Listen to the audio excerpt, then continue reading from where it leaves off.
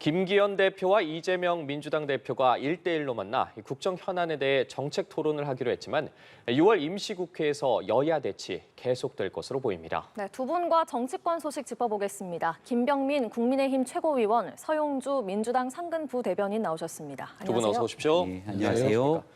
자, 이번 주 국회 상당히 바빠 보입니다. 내일 국회 본회의에서 대통령이 거부권을 행사한 간호법에 대한 재의견에 나섭니다. 국회 통과를 위해선 재적의원 과반 출석에 3분의 2 이상이 찬성해야 하는 만큼 재의결 가능성이 적은데 그럼에도 불구하고 민주당이 강행하는 이유 어떻게 봐야 될까요? 일단 국민의 진료, 그러니까 의료를 더 잘 받을 수 있는 환경을 지켜내야 된다는 것이죠. 예. 이것은 의사, 간호사의 어떤 직무 영역 간의 배타적인 싸움에서 국민의 어떤 의료의 질을 높이는 것들을 양보할 수 없다라는 것입니다. 그러니까 이제 예를 들면 이미 세계적으로 PA 간호사라고 해서 진료 보조 간호사에 대해서 인정을 하고 있습니다. 그래서 이 부분을 정부 여당도 알고 있을 거고요. 대통령도 아시는데 이걸 거부권 행사했을까? 이랬을 때는 이게 국민을 위한 것이지 민주당이 간호사만 위해서 그런 것도 아니고요. 간호사법에 대해서는 간호법 어떤 이 법안은 간호사를 대변하는 법이 아니고 국민을 대변하는 법이기 때문에 결국에는 다시 이제 재의결할 수밖에 없다. 예. 간호법 재의결 어떻게 네. 보십니까? 일단은 민주당의 일방적 강행 처리로 진행된 법안이기 때문에 여기에 대해서 사회적 갈등이 촉발될 수 있는 여지들이 여전히 남아 있습니다. 예. 국회라고 하는 공간은 사회가 갖고 있는 여러 이해관계가 충돌됐을 때 그 내용들을 마지막에 조정할 수 있는 이해관계의 최후의 보루라고 할 수 있겠죠. 하지만 그런 충분한 숙의되는 내용 없이 법이 처리가 됐기 때문에 대통령 입장에서는 그 내용에 대한 갈등 국면이 해소될 때까지 일단 제2요구를 행사하지 않을 수가 없었던 것 같고요. 제2요구권이 행사가 됐기 때문에 국회 의석의 3분의 2 이상의 의석이 필요하다면 현실적으로 처리되거나 통과될 가능성은 거의 없다고 봐도 무방할 겁니다. 네. 하지만 이런 법을 일방적으로 밀어붙이게 되는 건 결국 총선을 앞두고 있는 상황에서의 정치적 셈법 아니냐라고 지켜볼 수 있을 건데요. 간호사분들의 처우를 개선하고 현재 있는 의료법에서 다 담아내지 못하고 있는 비현실적인 문제를 보완하는 거 매우 중요합니다. 예. 하지만 이 법에 대한 처리를 통해서 나타나게 되는 의료계 직역 간의 갈등이라든지 또 다른 사회적 혼란의 후폭풍은 어떻게 감당할 것인지에 대한 고민이 반드시 필요하거든요. 이왕 지금 논의가 촉발된 만큼 여야가 이번 법안에 대해서 만약에 부결이 되더라도 추가적으로 어떻게 간호사분들의 처우 개선 등에 대한 노력들을 이어갈 수 있을지 쭉 앞으로 있는 총선까지 네. 국회 내 역할들이 필요하다고 생각합니다. 네. 근데 잠깐 조금 덧붙이면 이게 예. 사실관계를 좀 말씀을 드려야 될 것 같아요. 왜냐하면 정부 여당에 대해서 설명을 좀 드리고 국민들한테도 오해가 되지 않도록요. 그러니까 이 간호법은 간호사들을 위한 법이 아닙니다. 처우 개선하고는 아예 다른 법입니다. 처우 개선도 있겠죠. 따지고 보면 간호사들이 결국에는 의사가 하는 일들을 대신 하는 거거든요. 그 영역을 좀 넓혀달라. 왜냐? 환자들이, 노인들이 지금 요양병원에 못 간 분들이 집에 있잖아요. 그거를 의사들이 다 찾아다닐 수 없는 상황입니다.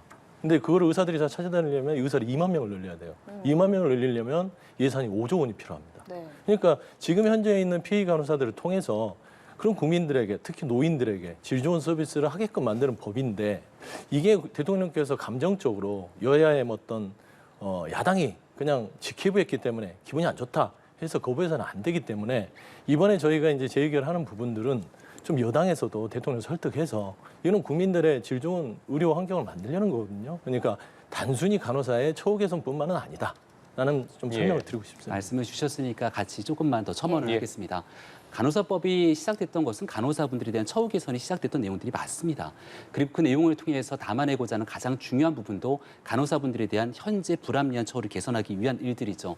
그 안에 이제 기존의 의료법 체계 내에서 담아내지 못했던 여러 가지 갈등을 좀 조정하고 현실에 맞게끔 내용들을 보완하게 되는 법들이 들어가 있는데 지역사회에 대한 단어라든가 또 아니면 간호조무사에 관련된 부분 속에서 이미 직역 간의 갈등 문제가 고스란히 드러나 있기 때문에 대통령이 조금 전에 감정적인 문제라고 말씀하셨는데 전혀 사실관계에 맞지 않는 내용들이고요.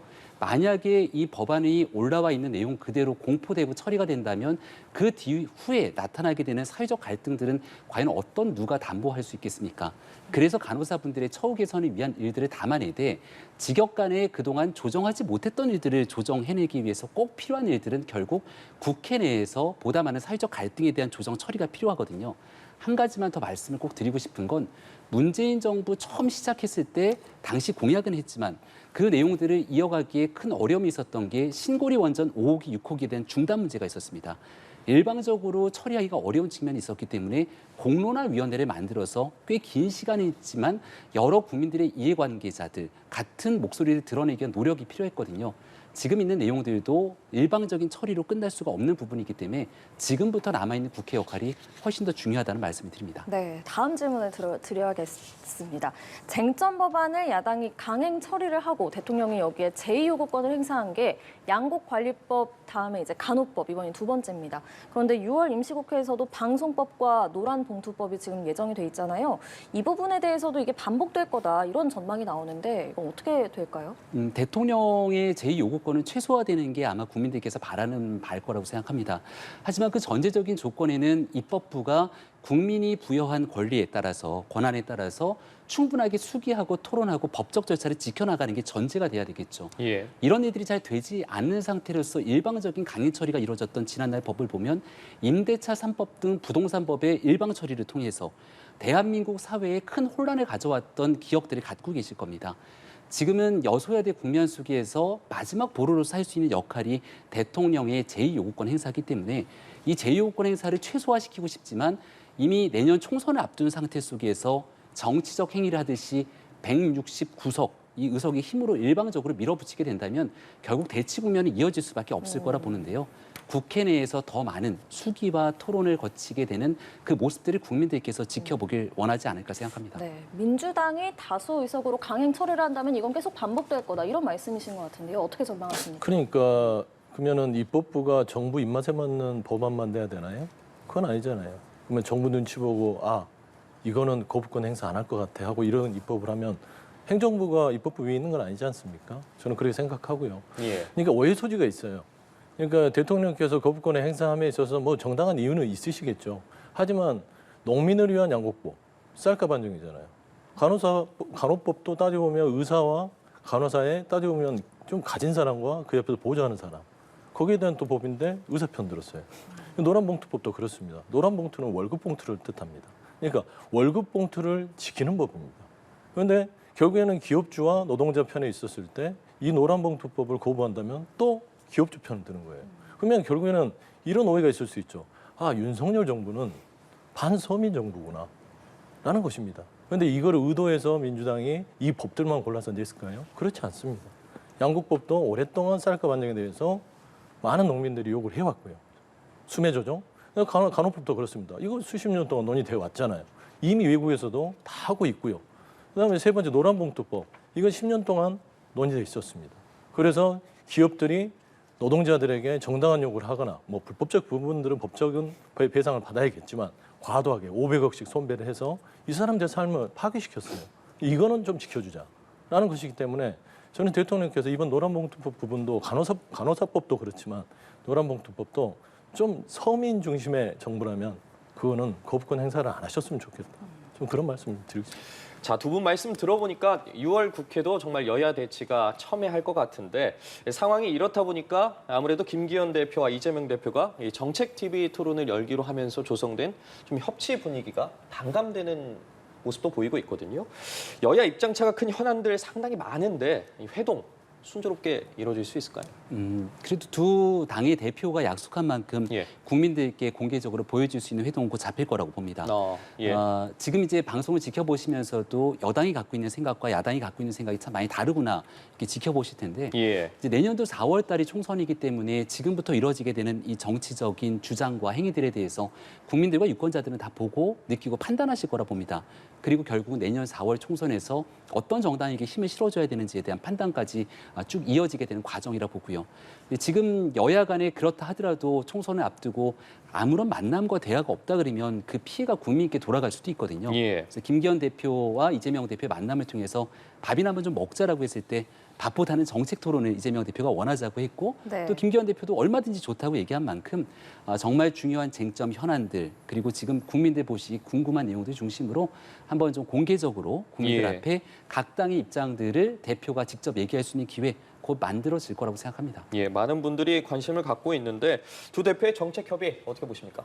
아주 뭐 호평을 할 만하죠. 예. 왜 이제 만났는지 싶기도 하고요. 정치란 게 그런 것입니다. 그래서 이제 저는 두 당의 대표가 약속한 만큼 뭔가 여러 가지 서로 다를 거예요. 입장도 다르고 또 오랫동안 안 만났잖아요. 그러니까 첫 만남이 그렇게 순조롭지는 않을 겁니다. 내용 자체가 티격태격하겠죠.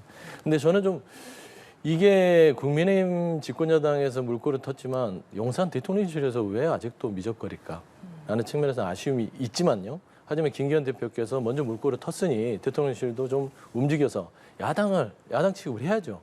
아예 그냥 정치 파트너로 생각을 안 하는 부분들이 아쉬워요. 그런데 저는 이런 말을 이제 대통령한테 드리고 싶은 게 있어요. 이거는 정확한 워딩이 필요해서 좀 보고 있겠습니다. 예. 이 정치의 본질은 다양한 이해, 가치와 신념의 차이가 빚어낸 갈등을 해결하는 것이다. 민주주의에서는 오직 대화와 타협만이 해결책이다. 이거 윤석열 대통령이 대통령 수락연설 때 하신 말씀이에요. 예. 1년 전이죠. 그런데 어떤 대화의 타협이 있었는지 본인 스스로 좀 들어보셨으면 좋겠다. 그런 말씀드립니다.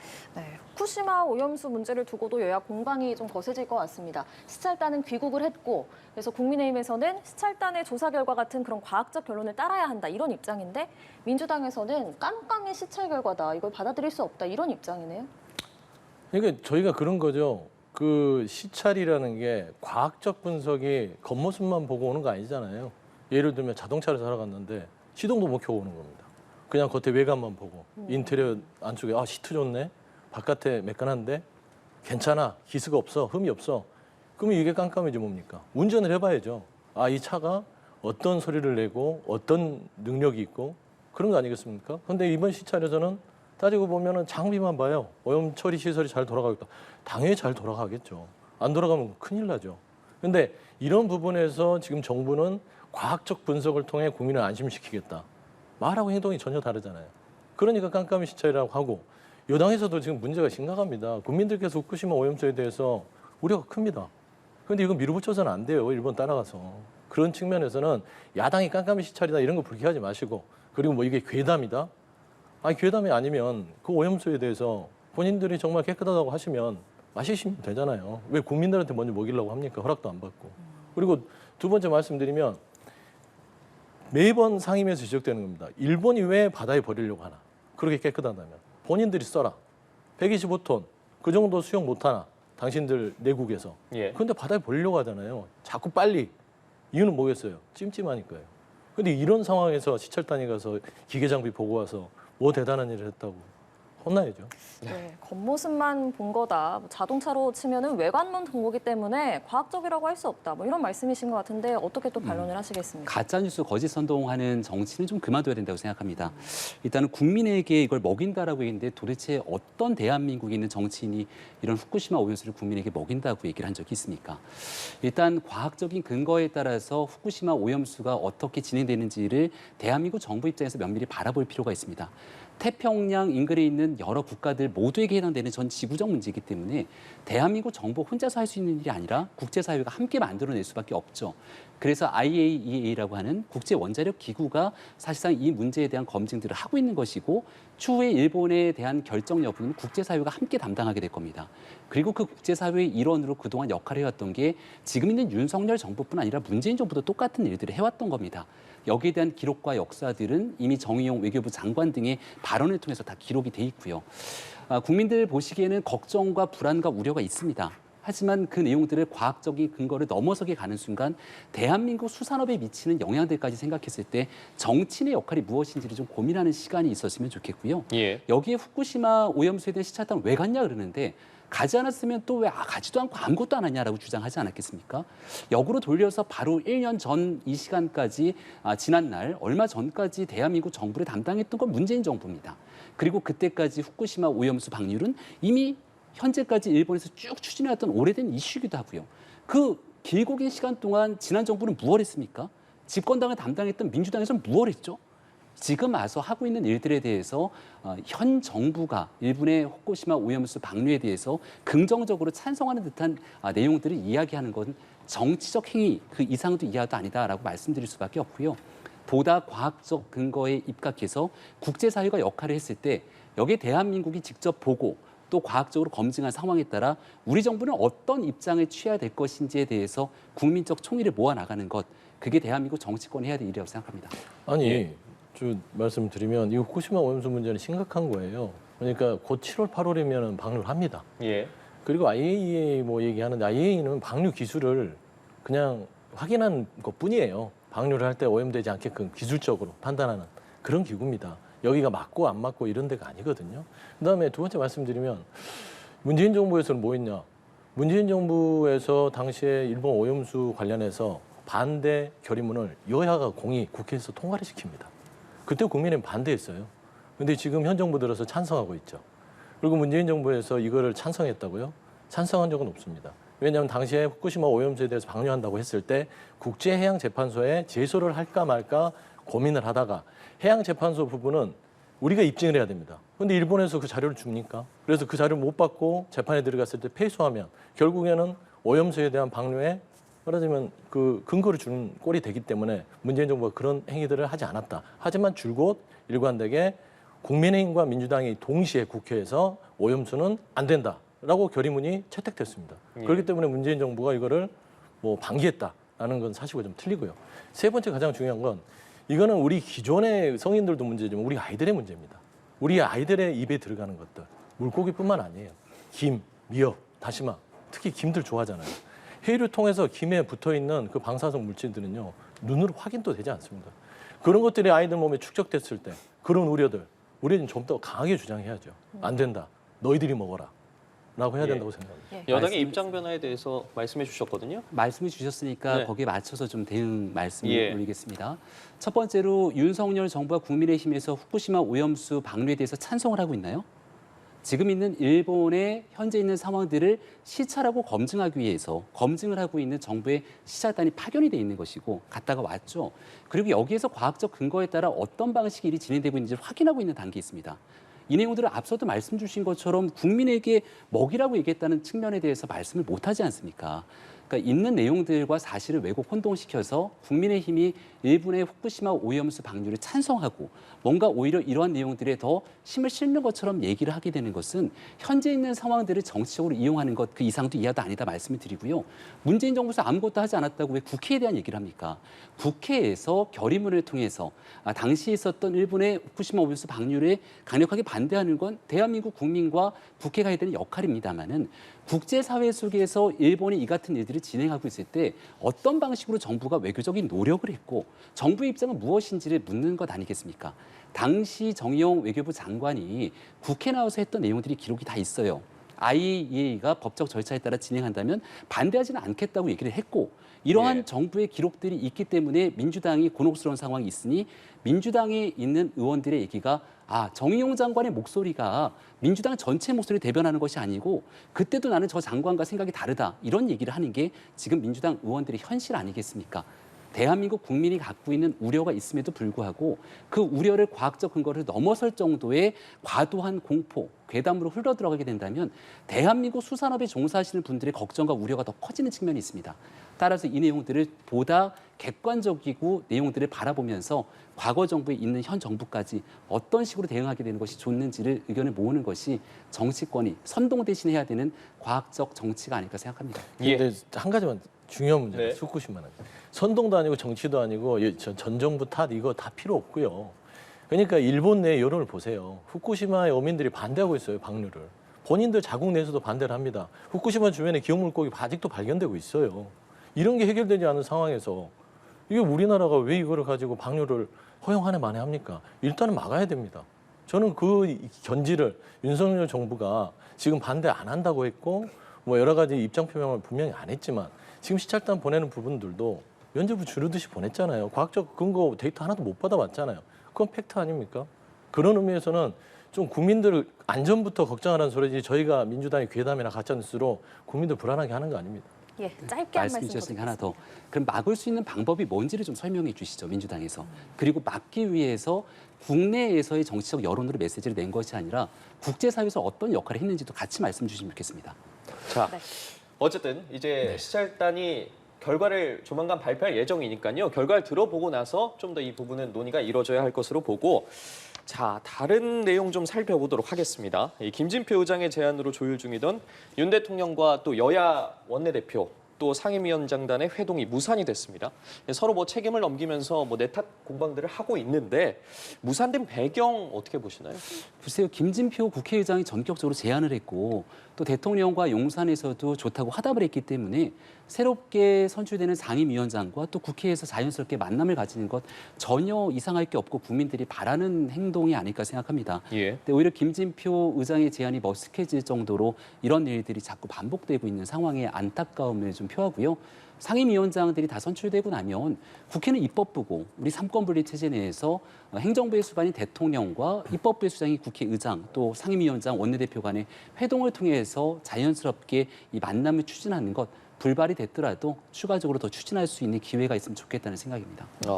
재추진 가능성이 좀 있었으면 좋겠다 말씀해 주셨는데 어떻게 보십니까? 그러니까 늘 열려 있죠. 예. 재추진 가능성이 늘 열려 있는데 그냥 문제는 그런 것 같습니다. 1년 동안 딱딱하게 굳어 있었잖아요. 그러니까 대통령이 야당을 대하는 태도가 처음에는 협치, 의회주의 얘기를 하셨는데 1년 동안 한 번도 만나지 않습니다. 그러니까 결국에는 원내대표 회동 김진표 의장이 잘 제안하셨고 용산에도 잘 받으셨다고 봐요. 하지만 당내 상황은 늘 복잡다단합니다. 먼저 이재명 당대표에 대해서 나름대로 용산에서 인정해주는 제스처를 보여줬을 때 예. 움직이겠다라는 게 이제 당내 의견이 다분하기 때문에 그게 좀 해소가 된다면 다시 재추진될 수 있을 거라 그렇게 보고 있습니다. 네. 대통령 지지율도 짚어보겠습니다. 긍정평가가 40%, 부정평가가 56.7%로 이게 긍정평가가 12주 만에 40%를 회복했다고 합니다. 또 지지율이 5주 연속 상승한 게 이게 정부 출범 이후에 처음이라고 하더라고요. 이 여론 흐름은 어떻게 읽어야 될까요? 대통령이 여론조사가 내려가기 시작했던 건 이른바 한일 정상회담 직후로 지지율이 좀 추락하기 시작했고요. 그리고 다시 변곡점을 만들어서 지지율이 상승 국면을 가게 됐던 건 한미 정상회담 이후라고 생각을 합니다. 그러니까 이른바 대통령에 대한 긍정평가의 거의 대다수의 요인은 외교 안보에 대한 이슈로 볼 수 있는데 예. 최근에 있었던 국제사회의 무대 속에서 대통령의 외교적 노력에 긍정적인 평가를 주신 국민들이 많이 계신 것 같습니다. 저는 그 이유로는 결국은 본질이 흔들리지 않고 또 시간이 좀 걸리겠지만 결국은 뚝심 있게 원칙과 함께 밀어갔던 대통령의 그런 외교적 노력에 대해서 시간이 지나면서 평가가 나왔던 내용들을 국민들께서 인정해 주신 측면이 있다고 생각합니다. 네. 이제 한 40%에 들었었으면 그다음은 더 많은 국민들의 지지를 얻어내기 위해서 외교 안보에 대한 내용들 이후로 국민의 삶, 민생을 위한 경제적인 측면까지 이제 박차를 가하고 노력해야 될 때가 됐다고 생각하는데 네. 정부와 함께 집권당이 발맞춰서 열심히 일하게 된다면 이 지지율 상승 국면 쭉 이어갈 수 있을 거라 생각합니다. 네, 윤 대통령의 외교적 노력이 인정을 받은 거다 이렇게 분석을 하셨는데 어떻게 생각하세요? 뭐 그런 요인도 있겠죠. 근데 이제 전체적으로 좀 평론을 하면 좀 애잔합니다.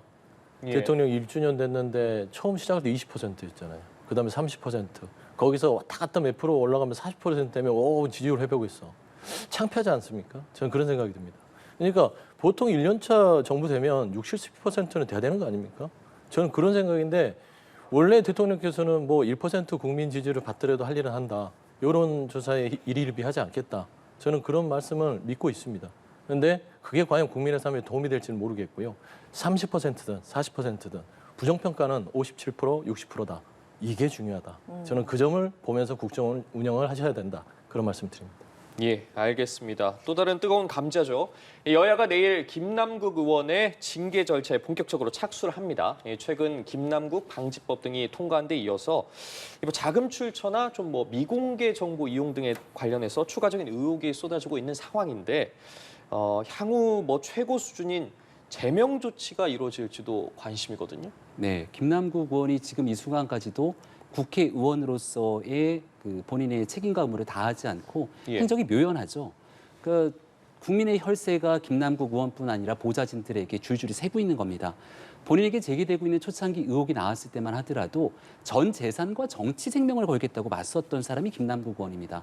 근데 어느 순간부터 김어준 씨 유튜브에 한두 번 나가서 본인에게 유리한 내용들을 언급한 외로는 이 쏟아지고 있는 의혹에 대한 대응들이 일절 없는 거거든요. 예. 이 정도 상황이면 국회의원으로서 더 이상 어떤 역할을 할 수 있을까라는 생각이 들기 때문에 김남국 의원이 자진 사퇴하는 게 제일 빠른 길입니다만 그렇지 못한다면 169석 의석을 갖고 있고 무소속으로 나가 있습니다만 여전히 심리적인 공동체를 갖고 있는 민주당이 조속히 김남국 의원 제명 필요하다 이렇게 의견을 좀 정해줄 때만이 국민들이 보시는 피로감들을 일정 부분 해소할 수 있을 거라 생각합니다. 예, 민주당 입장에 상당히 골치 아플 것 같거든요.